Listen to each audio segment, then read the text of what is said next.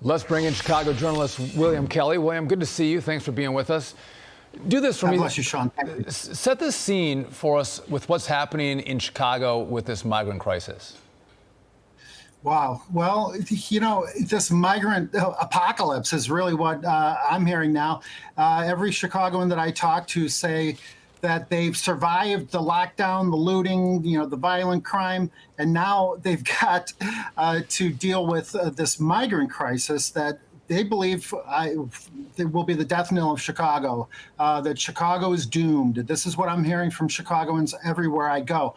The only industry that's really thriving in Chicago is the migrant industry. The migrant, you know, hundreds of millions of dollars are being spent on migrant healthcare, migrant housing, migrant security.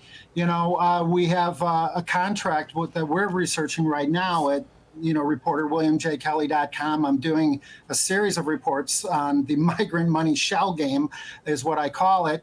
Over $100 million on culturally sensitive food. Wow. Because the migrants are unhappy with the food. You know, as an Irish Catholic from the south side of Chicago, I can't help but wonder, if I snuck into a country, would I be demanding deep dish pizza?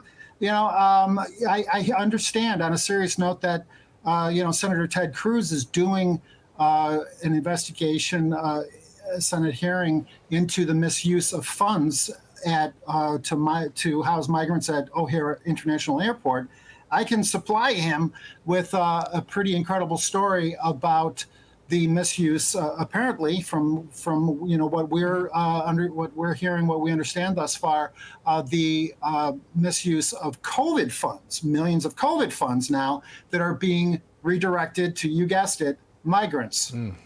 Well, talk, William, about this Kansas firm.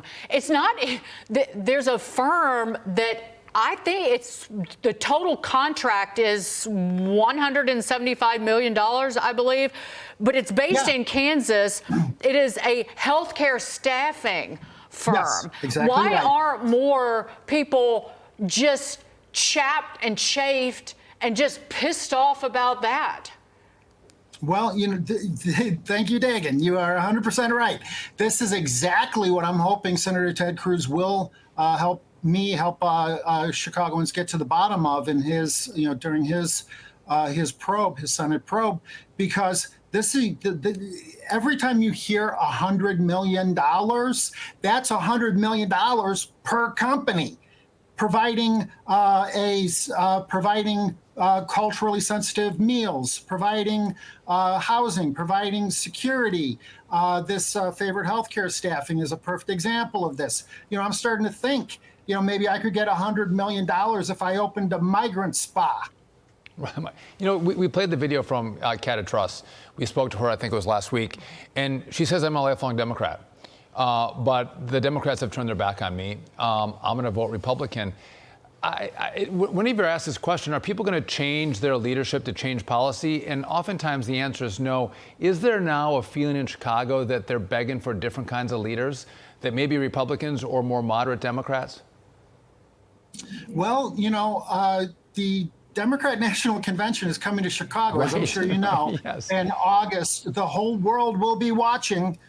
This is an opportunity for a governor like Pritzker, who has national ambition, to show off Chicago. But as it stands right now, the only thing to show is violent crime. There have been two mass shootings in Chicago, right out in front of Chicago Public Schools, where Chicago Public School students have been shot dead to die on the sidewalk at lunchtime. Wow. So this is what's happening in Chicago right now, while millions upon millions of dollars are being redirected to migrants.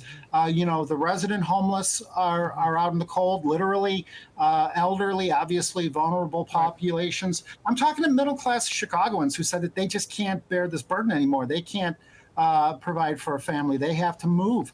They're telling me Chicago is doomed. Well, William, we're going to keep following this story. We appreciate you joining us. Thank you for telling the Chicago story on The Bottom Line. God bless you, Sean and Dagan. God bless.